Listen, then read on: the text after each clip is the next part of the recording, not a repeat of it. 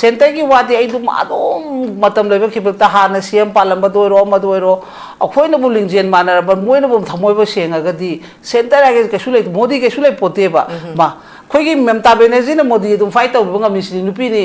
ha asam ki ke no hemanta biswa sarmana dum tawri sini akhoi ki masai ke no ma ha ba sulai ba du na sugum ba ma khara thola pa ma aduna third da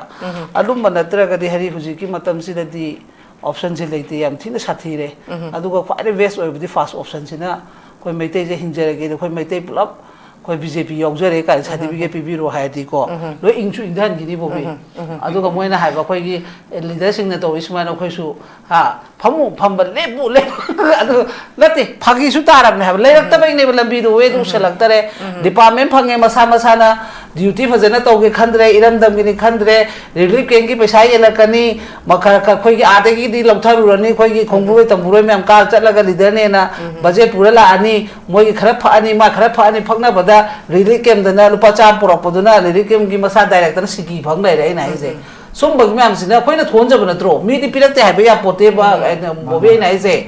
aduna mi gi di loy mak to kanom taw re ha ba da pi di pire ne ba swai da khoi na phok kan no to bangam da wa da ne ba khoi na loy order se chana han bangam da ba adu gi myam se control ngam da bai ne ba khoi di adu ne ai na thai na ai na han discuss kan mo ma da di sin importance ma da di high kan bobin hu ha bai type to khoi sei ma lai da na awa ba hapu nungai ba da nungai ba pi yo to adu gi lifestyle du ne ba khoi na hingi se nungai ba na punung da nungai ra ga noi mai kai thin ge ra ma thin ge no mi si ge ra se ro khoi flight ta pai ra chala loi re na khara wa ba gi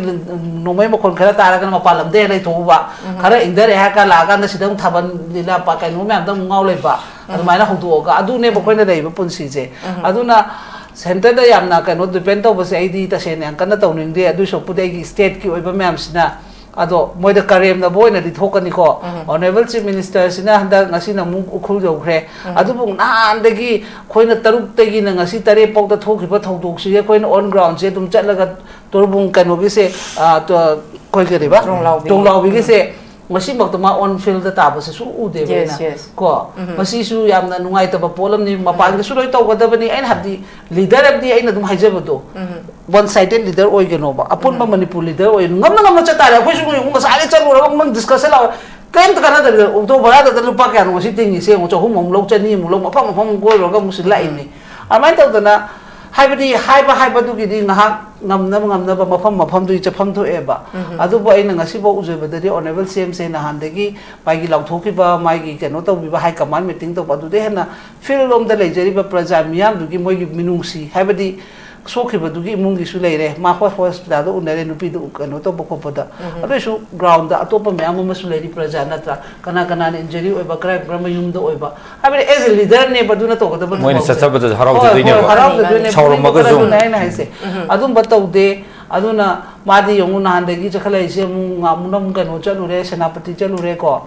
ukhul chatle chapyam phai ba to paru gi suloi to ga da train gi chatle adu nungdang ro su mana chake ni ke sulai ba na tam ni asang ba timing da masu mai na ga su yob bi hani nan gi nungam da siri du su amar likem ni amar ko yam thina lai ba ngata ni ngasai dai na to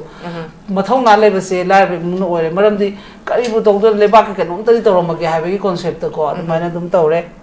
aduna masi haibagi moida ko moina di warawe khona ngang base karem ka thaina ba yamna adu usita ba gi nate ba to honing ba potu do opposition to adi khusu biyo ba ko boni ko chak sa khom mam chare ni na pen da ba songning ba se dum yaw tam ne ba moi family da su dum khatna rang ne ba loi ma ki na tra leader sing gi su aduna armai to we ha ba moi su ma cha na kai mom di malak pa da ya na da dum khatna rang ne ai na ese moi gi khana ba da di harau nungai na khanai da no ko lai mung da khana ba da di lai ta wa lai ta ba ngata ni na ka do no ha da thawai da sum tha re ha ba ni da adu gi potom phuji gi yong hai ba ma khai henry du di mai nu pi na hang ka ma cha su ohum ni amana chahi tare ne amana chahi manga ne amana chahi mtang ha nu pi do mar ada su le bo bi ma ni lip ke mi su chalo dare ye adu bo khoina anupam cha ani ju gi di khoina ma ma che du da hai ra ga armana khatang to na ba hai chahi ku mari ni chak su cha gi de hai ne ko ma su kam pem akhoi da dum ma gu ura bani no mo le tv da sangat sang na ngang ha ba ado ai khoi su ngamak te ha ba pu dum heta dum me ta ura bani na ko sang ngam ne kana tai no mo da tai na bani na adana so gu manga ta ne adre ge ma ha kai no du na mu bobi du na mu mama na pura ga lei bani ko anda adumai am ping the yum do yum phom haujaram bane ma ko yum saduram ne na so bono mo so dum khara kan je he adum aphang aphang thabak suba ado adu ni pen da ba si da loi toi se adu khang de da adu na koi ne haije se minung koi bu nung sibiu akoi na noi thagat khibani noi chokri do koi na phaman bani noi musical chair munari mem do adu na koi si ware noi ma leiraga koi phagatrang khaluraga noi ne hena koi da awa ba chaitheng pire yengone ngak tra bosi tori ba sarkar si yong akoi na pen da begi cha ro si begi adogi kanu mem da to begi ne haidana pawba matam dana ektam karino state force ka kale khoi dam da yang kan bane ko state force nang nang second order dami oi de haide dami se moi ching ka do re mo transfer sa to re kan dami oi bon ne ba in fa de ya kan bane he haja da ne is moi da ko fasta bane asem bai gi ne na haise aduna adu ko kanbam mafam ji sa de ba adu bo kan ga mafam da ai buji kai no hairo kan mure da thau sa lo har kan ni ha gi mai lai ba adu ko on ground da ko madu da moi se fasta ai ba aduna madu ko bodo ai ngai im ne ba akhoi rom da yengo kano curfew thamjan bi re internet ban taw re ko ado gi moi SK se lak thokre lo re NI hai lo kre hoji pen da be memory le chapada tear gas na tra su ka pi si mangai re sina akhoi gi phangi ba ne ba aduga ha li ba taw ri ba kana no kari no adu khang ba khang da loi to khro madu gi pot na lo ma free thari ba hoji fawak so hai ba lam si da di adum chocha bulai internet phangi ba bobi aina kumbi phawa chapai to budo tor bung da kano de gi tong lo bi de gi adu ne ba sung ba akhoi de do moina su UK ne hairam ni na khara di dum le moi ching da bodu leira ga di moi da oina punishment se pibam thuktra ba helu ka ta pai le mi to pham bodu bobi kham ra khoi na pham ba community hall du doi pai de o sing da pai da ko ka no to ni ko mi ko present to ni ko akhoi di ki bu ki ru re ba du so mo khoi di mabuk to nang sa du seng da ya ba do hoi akhoi rom da pham mi du da pai re sun ching lom da pai de karai da tawri ko mi operation no su kham jadre khoi gi film gi director gi khoi gi mai gi street ru tum chat pi de mi adu da japane ba noi la hola ka noi adu la ra ga di happy gi ne bati gas ka pi du su kuldeep advisor ga se masa bang na ga hijra ni kano mem ai di photo frame ni city politics gi ne hijra ni security advisor ni yong da na ada kali hai duri ge se na ai tan tho ko so atu pala ka ni adu e han na chang da ba ko mi mo pat je tarab ni si phagi ta ra bane ba ko na ni ho ji unify ka ma pai ngam bro ha adu le se ai yum da ka no to ma le ni hai ba sem be gi ne asim bane ma du hai ba aduna unify ka ma loction ngambra khoi huji MLA extend to ngambra si loi to poni mi nang handa ki na ne nam gi try be pham ba yam pharak ta re achum ba loi puthor ke taw re aduna noi handa ti manga ga phamo ana director aduna sin be gi ne bo si taw ri se aduna khoi kan kin kan de ba aduna ai na hai jai sin heroine kumja ro hero kumja ro na khoi oza Sujata nakalawron da khoi no ji yenga dor si hana gi former chief minister ga present chief minister ga se comparison ni ko ji yang kan taw ri se Hanagi former chief minister di jiri phawba chat pangam de prime minister unaba ngam de kangpokpi lan bangam de ado khoi gi present chief minister si di jiri lan bangam me de gi kangpokpi chat pangam me adu da natana hoji tengnokpal chat kani sisipur chat kani hai bagi magi program si leigrabani masida leba kari hai ni lambi semgala ibni ko adu da miyamna akhoi na sum ujabada problem sigi solution thibagi mahutta chief minister ani si former ga president ga se comparison ne bakanna tawri se sinadi makna su akhoi se punjan bangam da bani ha be se oza Sujata thamoi da dum pawe kari kamai tam mini hari masita se na ha bada ena ha do cd ta se na khoi gi director home da bani na ko director gi matung ina sana play ngata ni ne khoi gi state na mo hana da gi su khoi gi chokri mu na be gi phibam sidi dum khoi gi ena auction da ga yaw da ne khoi gi chokri ba kari ke nom hai de musical chair do adu gum gi mu na be gi kok ta dum lai ri bani ne director ada pham ba duna mamang gi changan da bu su director duna ni handak changal su director ne yes ma ga ta na te ba khoi gi sida na musical chair se dum tong na ri bani na masi dum tong ne ba ya roi ba ko maram di moi do ju ai na han nu yum sida su hai gi thamoi am ta seng na de ma su ngai re han oi ri ngai matam da di ma kari gi da mak ta hoji gi pi ri ba mai gi version do mamang da kai do hai dri no praja ko myam lei na ma chum ba taw ge khala ga di adu ta di hoji ai na mo hang ngi na ma na do hai gram ni na hoji sina la pa li ba ka ngu ma'am से लोम मानरबा हजिकी हाइबा one sided की फिबम उरैबसिदा लोय लेमहौरिबा remaining MLA ma'am सु accept तौरब्रा हाइबदी मार expose तौबुदुना हाइबनिको आइना हाइबनते हाने former chief minister हाइगिद्रो मखोय निफुदा अखोय अमा नंग चला हाय अमा नंग चला हाय मंगादंगी कायना तौरगा हुजिता मंखलेबा अदोय तादि होय होय अदुगा माइसु माइ कनोम तौजरपनिना अदुरेगी अमु आइना हुंगांगिसिना हुजि लेहौरिबा अखोई ऑनरेबल सीएम दा यारा चलिबा मैम से हारिबा फॉर्मर चीफ मिनिस्टर सिगी चप चाबा मधुगी कनो से मोइना अदुमाइना तौरब्रा हाइबगी कॉन्सेप्ट सु लेरे मरमदी मोइना अदु नते नंगना हाइदु लाले हाइबगी एमएलए एमतगी ngasi bok voice थोलकते को अदुगा इंक्लूजिंग ऑपोजिशन बok थोकते नत्रो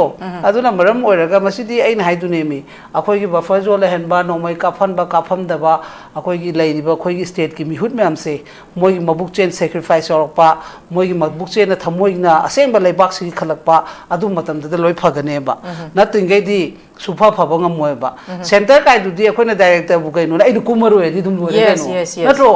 डायरेक्टर की वाला हेरो आई कुमरोय नंग समाज की निंगदरे हाइबदा लोरेबा पोनेबा डायरेक्टर की वासिदी अरापता थंगोबा अदो aina haisine aduna khoi gi sigi myam sigi pochina nakhai ma sengdringai di aidi mitop ta center da kai da taina roeba maram de khoi gi leiriba myam sigi hero sing se moina kumaroi gi haba gi moi masa da concept ma lakdringai di adum si dum tau lei khine ba asi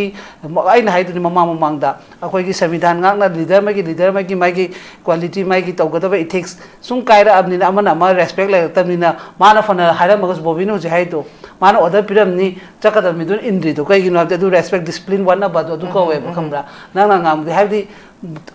expose the cam toroge leader me amgi moina toreba character me amduna kanana respect to duino ne aduna moina to honjaba po ngata ne ba adu ngasi department khodi maksu dc na bok chokhola amni kaino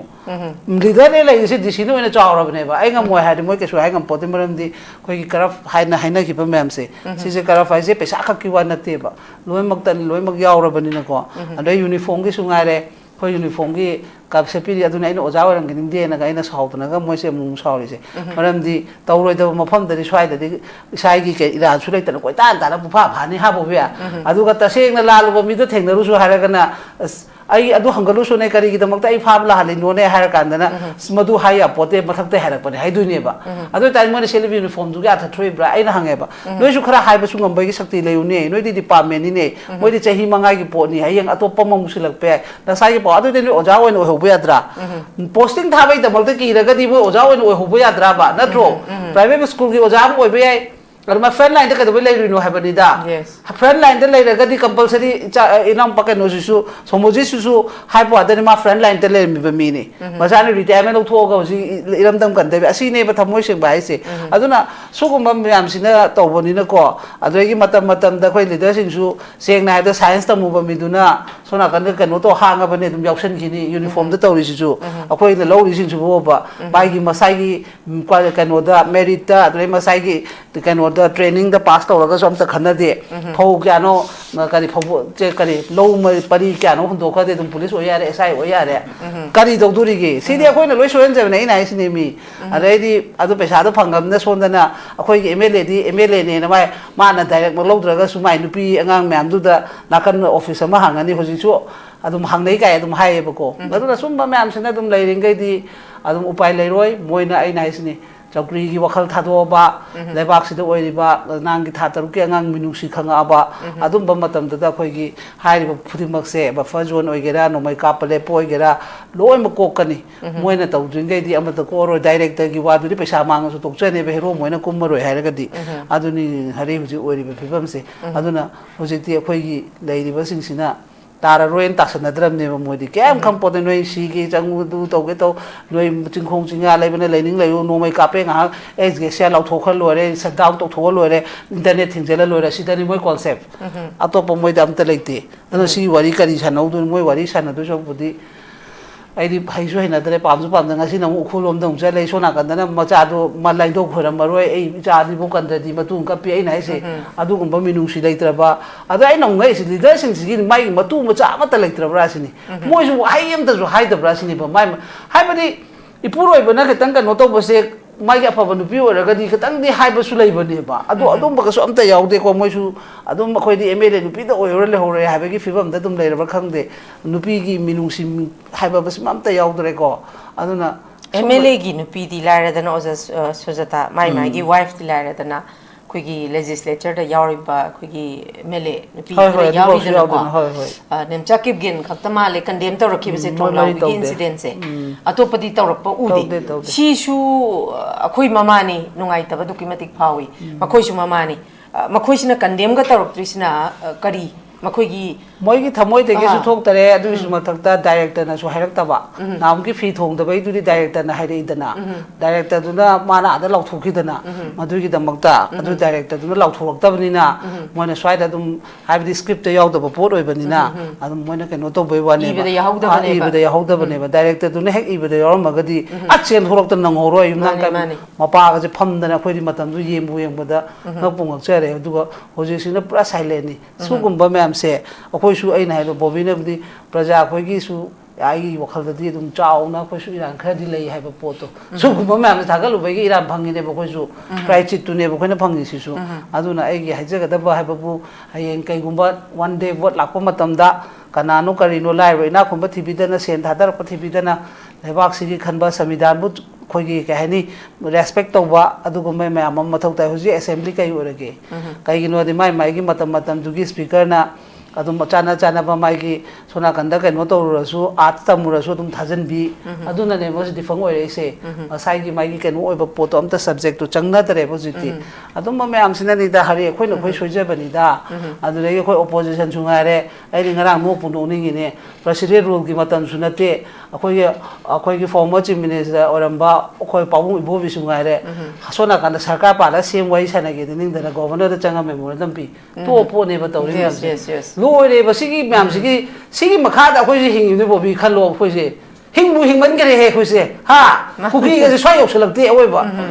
yo bom di thu ba ne moi di leina che la ba leina che ndri adu na se adu to wi myam du yo ngo ba moi chahi tra nga palam mini abegi speaker oi ro pa masa yaw rim ni loi taw ri ba myam si bu se sarkar pa la kan da governor kai du no governor du di moi rules book ta su yaw ra le du ni mas kai no du ki matung in mai di advice kai no taw jo bai wa da ne ba adu governor da oi na changi awari sanarui tawgada ba sanagada ba jiri da chakhinu bungo nang kaino da charkhinu ba kari khoi ngasi ukhul da chapodo ngai kho amtan we gi mem chak ge ngada kawra taw na haiba ngamde special session su moi ko haiba yai moi no ji kari gi damakta parliamenti na hani loi khaba poto nu minini ruling party na special session nu minini ko thare ni ji parliament ko thare phammim ne ba adu ga khoi state na kari natro khoi state na kari no ba su ko me am se adu na ina haisi mi ai ha aduna haisi aduna sumba yaroi ba aduna ina haisi ni sigi myam se hero sina kumaroi ge haidin ge ko masa masa ge sai ge haiba dodum gi do koi muthat ge su ya yaroi ko musical chair do aduma sei do ma ko khongba le fan bra natraga koi gi machine du thugai bra ma tawdra dibo ko masida sum ngau lai tore ba adu tawbadam na kanano praja khoi myam na ni praja khoi gyan ta ba mathuk dai moi se amtang di khangan ba hai bana fuji chai si hat si tup si hai bai wana cha de gi wakal da di hajana ko moi music akoi gi voice se ta seng no ji ge hai ba pot su gi matang oiro ena census ki oiro ko adre gi khoi loen order gi su oiro hoji moi section se kauraga special section se kauraga dum moi khana nei na ba ya e ba bo bi ji moi polok tong dri ba ado taw bai gi pot akoi na su taksan ba da voice su laude adum akoi gi ima leba na yai phare adum taw le re krai da bu yai phare ima leba ka di kapling ba da lo ma da bo ne kanglai ma na kai no taw re da sum taw le re adun ona ga ta na ga loi taw da khoi se aduna bunga si central force me anu silak tri ba kana no silanda bro khoi leader si no silanda bane khoi da asi yango ason da di hai bo da ni ngarang ku kap tia gas ku kap ka du yango ne mi angang ma chabu pali mayum mai chai adui upulei ba gari kanu to camera ka phakta li du dro moi adu atopa khoi gi kanu da dingam bro cho champu da ngam bro ama da ngam bro adu kana na no khoi gi leader na ne ba adu na khoi gi leader se masi hai ba da yadra bani na ko praja mai kendra du na wai sanaraga sida last in hai do masi pot sida last ama lo sanadraga di lo sanna se hai na mai mayum changa mai thaba khot padu na taba kong thok pi raga ai ning na hai bani sidin photos ka phamba du mo yalu lei kalalu ha si kam si am thon gidra kai na hangada bane ba am tak baton taw raga asi de ko sumai taw dana koi sinna mai kendra sigi lei ka pam lei je ꯂꯤꯡꯕꯤꯔꯛꯎ ꯍꯥꯏꯔꯒ ꯀꯣ ꯑꯗꯨꯗ debate ꯇꯧꯕ ꯑꯃ ꯃꯊꯧ ꯇꯥꯏ ꯑꯗꯨꯅꯦ ꯑꯗꯨ ꯅꯠꯇ꯭ꯔꯒꯗꯤ ꯁꯨꯡꯌꯥ ꯌꯥꯔꯣꯏ ꯑꯩꯈꯣꯏ ꯁꯣꯝ ꯅꯥꯀꯟꯗ ꯃꯩ ꯆꯥꯅꯤ ꯃꯥꯅ ꯁꯣꯝ ꯅꯥꯀꯟꯗ ꯑꯩꯈꯣꯏꯒꯤ ꯀꯩꯅꯣ ꯂꯧꯈꯠꯂꯒ ꯍꯥꯏ ꯀꯃꯥꯟꯒꯤ ꯃꯤꯇꯤꯡꯒ ꯇꯧꯈꯠꯂꯛꯑꯅꯤ ꯁꯣꯐꯥꯗ ꯐꯝꯃꯅꯤ ꯆꯥ ꯊꯛꯑꯅꯤ ꯂꯣꯏꯔꯅꯤ ꯍꯟꯊꯒꯅꯤ ꯀꯩꯗꯧꯏ ꯀꯔꯤ ꯌꯥꯝ ꯋꯥꯔꯦꯗ ꯍꯥꯏꯗꯤ ꯑꯩꯗꯤ ꯗꯤꯁꯀꯁꯟꯒꯁꯦ ꯐꯝꯅꯤꯡꯗ꯭ꯔꯕꯅꯦ ꯉꯥꯡꯕ ꯑꯩꯈꯣꯏꯅ ꯑꯣꯏꯅ ꯋꯥꯁꯜꯂꯛꯑꯦꯕ ꯃꯣꯏ ꯃꯌꯥꯝꯁꯨ ꯎꯔ ꯈꯣꯏꯗꯧ ꯁꯥꯜꯂꯛꯑꯕꯅꯤꯅ ꯑꯩꯈꯣꯏꯒꯤ ꯆꯤꯟꯗꯣꯟꯗ ꯍꯦꯛꯇ ꯌꯥꯎꯊꯣꯛꯈꯤꯕꯗꯁꯨ ꯑꯃꯨꯛ ꯋꯥꯔꯧꯏ ꯃꯣꯏ ꯇꯧꯔꯤꯗꯨꯒꯤ ꯑꯗꯨ ꯃꯣꯏꯗꯗꯤ ꯃꯣꯏꯗꯤ ꯂꯥꯜꯂꯦ ꯍꯥꯏꯕꯒꯁꯨ ꯑꯝꯇ ꯍꯥꯏꯗꯦꯅꯦ ꯃꯣꯏꯗꯗꯤ ꯀꯅꯥꯝꯇ ꯄ꯭ꯔꯖꯥ ꯃꯌꯥꯝꯅ ꯂꯥꯜꯂꯦ ꯍꯥꯏꯕꯗꯤ ꯆꯪꯅꯗꯦꯕ ꯅꯍꯥꯟ ꯑꯣꯅꯦꯕꯜ ꯁꯦꯝ ꯃꯁꯥꯗꯨꯅ ꯗꯣꯛꯇꯔꯒꯤꯗ ꯆꯠꯄ ꯃꯇꯝꯗ ꯁ꯭ꯋꯥꯏꯗꯒꯤꯅ ꯇꯧꯔꯤꯖꯥꯠꯂ ꯑꯅꯛꯄꯅ ꯇꯧꯔꯤꯖꯥꯠꯂ ꯍꯥꯏꯗꯣ ꯑꯗꯣ ꯃꯣꯏꯅ ꯀꯩꯗꯧꯕꯒꯤ ꯑꯃꯨꯛ UKNF ꯅꯦꯅ ꯑꯃꯨꯛ ꯀꯩꯗꯧꯕꯩ ꯊꯣꯛꯂꯦ ꯃꯣꯏ 5 ꯐꯥꯔꯦꯅ ꯑꯗꯨꯗꯤ ꯃꯥꯁꯨ ꯂꯥꯜꯂꯦ ꯍꯥꯏꯕ ꯊꯣꯛꯇ꯭ꯔꯣ ꯅꯠꯇ꯭ꯔꯣ ꯑꯗꯨꯝꯕꯗꯤ ꯑꯩꯈꯣꯏꯗꯤ ꯍꯥꯏꯗꯦꯕ ꯑꯗꯣ ꯑꯩꯈꯣꯏꯅ ꯈꯔ ꯉꯥꯡꯉꯨꯕꯗꯅ ꯍꯦꯛꯇ ꯊꯣꯝꯖꯜꯂꯒꯦ ꯊꯨꯒꯥꯏꯔꯒꯦ ꯃꯌꯥꯝꯁꯤꯅ ꯃꯔꯣꯜ ꯑꯃ ꯑꯩꯈꯣꯏ ꯇꯟꯕꯨ ꯇꯟꯖꯔꯦꯕ ꯑꯐꯕ ꯍꯥꯏꯕꯁꯨ ꯌꯥꯗ꯭ꯔꯕꯅꯤꯅ ꯑꯗꯣ ꯁꯤꯅ ꯁꯨꯝ ꯑꯩꯅ ꯍꯥꯏꯁꯤꯅꯤ ꯃꯤ ꯍꯦꯔꯣ ꯀꯨꯝꯖꯔꯔꯣꯏ ꯍꯥꯏꯗꯤꯡꯈꯩꯗꯤ ꯀꯩꯝꯇ ꯑꯣꯞꯁꯟ ꯂꯩꯇꯦ ꯑꯩꯈꯣꯏꯒꯤ Okay, thank you very much. Thagachari. I Oza Sujata hojiksi akhoi lairiba akhoi political si politics si pura sibuga chap manarabagi mami makhakni ko tari se mami ga nate sibuga chap manarabani habidi makhoi su punsin bangam daba sigi phibam se yauraba bu de sidi headman gre director nang headman gre akhoi kanam kumjara roi se moi hoju bungam deba adui targadi sida mu akhoi miyam zo pun bangamdre Tien graba la kadar 2027 ki election si lep kadaba intending candidate sing chudum hojik mentally preparation di hauramani ba awon basi kanan pur kadoi no sinida responsibility si laiba legislature sing na su responsibility si lawge haragadi lawbam ngahan lawba yare lawdre adagi akhoi su punjal laga akhoi na thagat kiba miut singdu noisi akhoi chahi mangagi right akhoi na akhoi da scenery si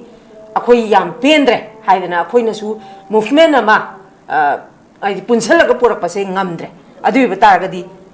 manipur da awon base kanana poraka doino haiba wahang sinaba miyam na hangise akhoi su punjan bangamdraba legislature sing su punjan bangamdraba adu taragadi awon base kanana poraka doino adu every family da su politics haiba sidani loi mak sanar ka doise awon base kanana poraka doino haiba sigi matang sida hojik laiba current situation sida Oza Sujata kanada expect tawi kari expectation lei karim te letre asi mata su ko langda balom da mo kawada angang singi lek chat pane na chale mo do wa khata ngam bu ngam tholo adu su hai se moi mi yam ri sigi maram se mo ri se lishin tara an taw account chana bi mu sto ma le ko adu gi phara ga thamme hai ba si ne du da ne ko su gyan ta de sai su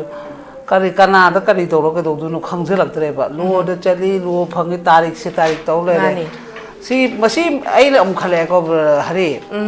masi kan begi option se ai no de hoji se khoi national media da kai da su khoi su ujabe wani ko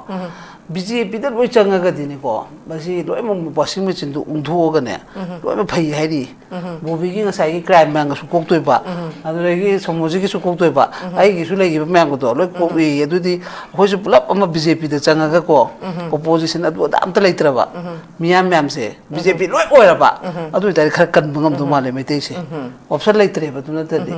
adu ne moi certificate to ne pai ho bu na phadoi ro khangdre ai sum khalem ni wakhal se ja leisa laktra ba kai no di yam sathi re moi leina se opposition bok to moron thon da ngam ba se kiradro habadi ruling opposition se leiba ma da dum leina da launa khongna to bu do handa ki ruling opposition gi su adum kaino close option be tai ba ma khoi le assembly da happy ko gre bo be ko adu na masi pulap en jong bona phag da khang sai su kan bi hai ta certificate mo pa nam su pa gi pa ho he adu pha ne anchor ko tok thu mo ai adu khala bi wakhal se na kala kan tu leitre bo se maram ni aina hai se karem na bana cha de ta sigi poche ta se na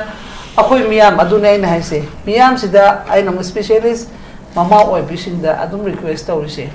seng na habada mama oi bising na ta seng na gyan taraba habadi mokhoi na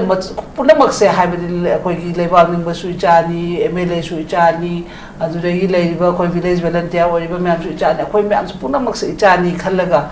achumba way du puthokadab se mamana di khara ngamgudra na khalle bako haibadi MLA minister su moina na moino oina khoi mamana oina majada no jabe type ma khoi na su ure da na ko nataba moina mama oira ga bungo noi smai sum dai badi ya ro ni noi kendra gi ka tawba ma tawba se lui chumjan da ba ya hai mai gi kendra da khoi gi MLA gi mama sing lai biri ba sing duna adu gumba ma moi gi wakhal da ko minungsi ma polok panahan gi jiri gi thogi ba thodokta angang seng na da duna thani pani handang na tha taruk ni mathang na tha mari la ga mathang na miro mi ga tor pra su khang ngam da bani na su gum ba khoi di ta seng na da nupi si da di kitang di wakhal yam na ko sei da ai gi mi gi mai gi nai da bi da loi mak tor ga di soi da na khoi se adu ma di aduna second option ni go fast da di ngai gi BJP certificate pa BJP chang au se aduna adu gum ma ko aduna ta di hari khoi da aduna traga na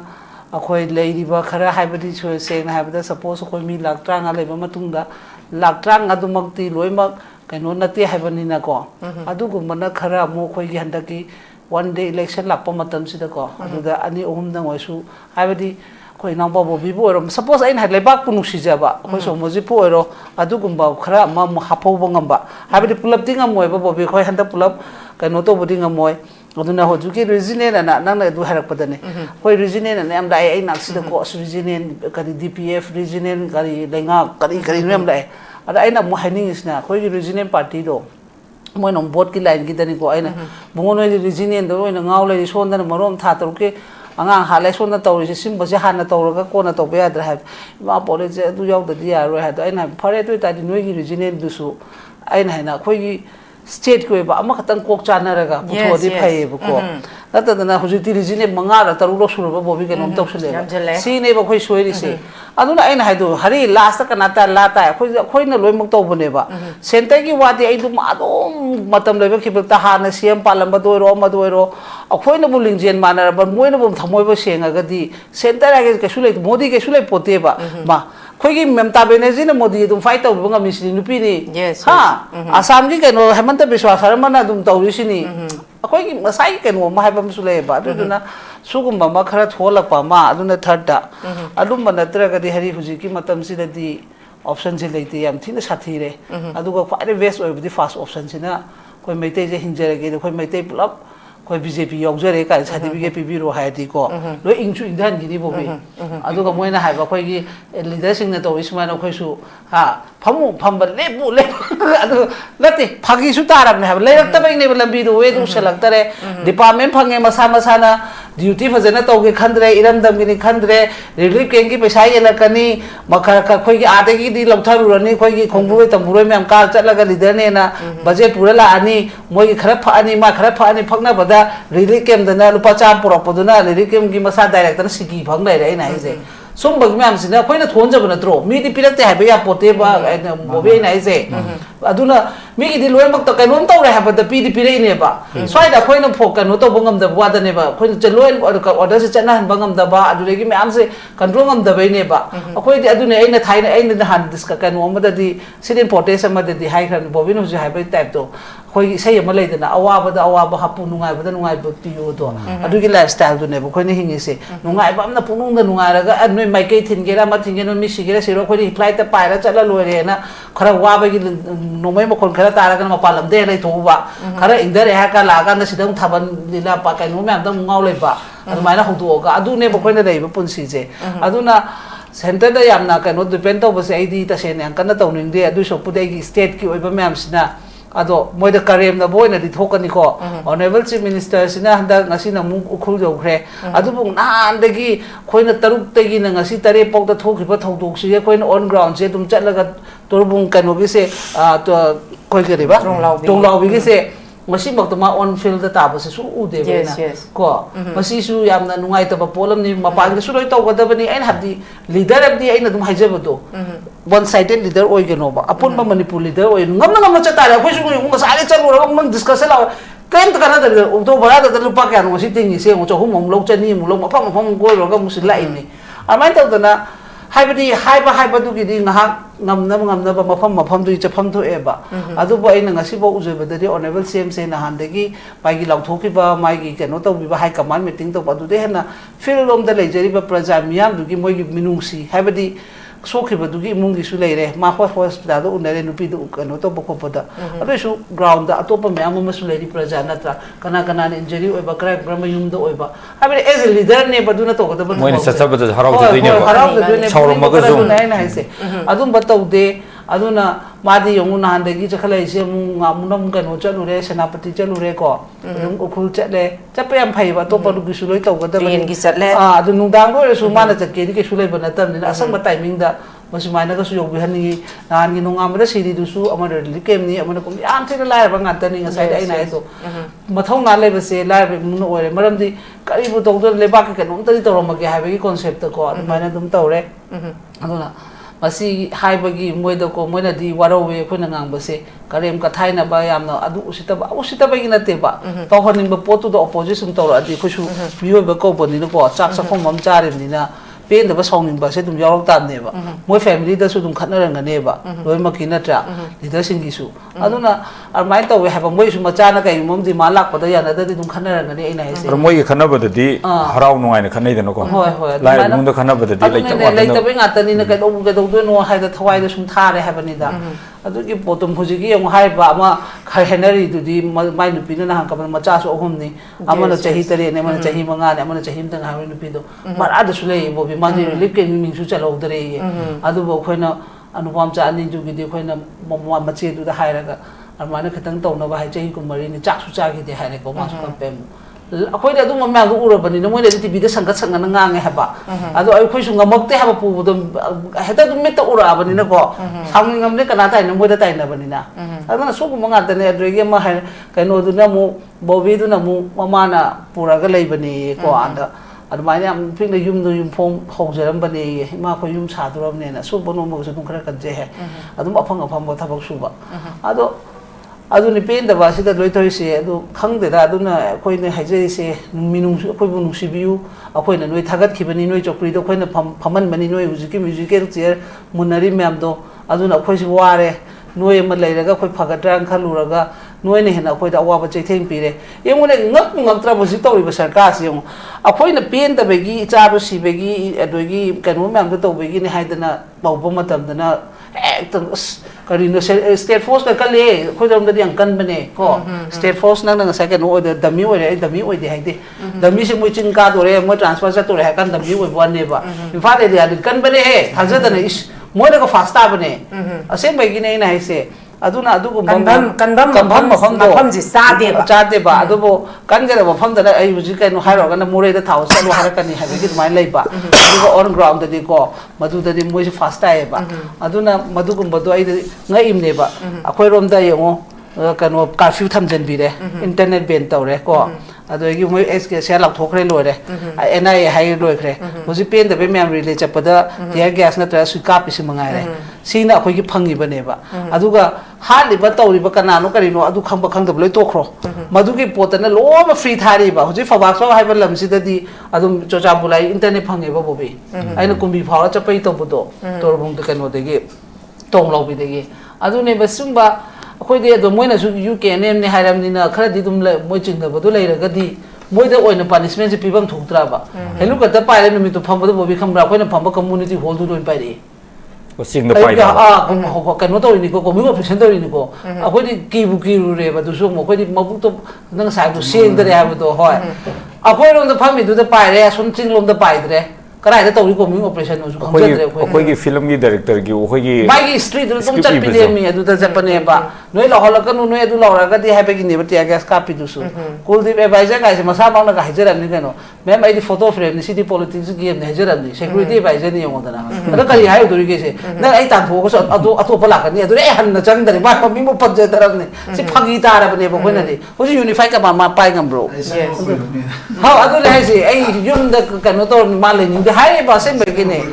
asing bani ma adu hai ba aduna unify ka ma loksan ngambra koi huji MLA extend to ngambra si loi to poni mi nang handa ki na ne na ngi try be pham ba yam pharak ta re achum ba loi puthor ke tawre aduna noi handa ti manga ga phamo ana director aduna sin begini bo si tawre si aduna koi kana kin kan de ba aduna ai na hai jai sin heroine kumja roi hero kumja roi na koi si myam sina hai ding ge di koi option leite option hai ra ga ngasai first ki do nang adu kan na check se lo we okay lo sila padai ozabu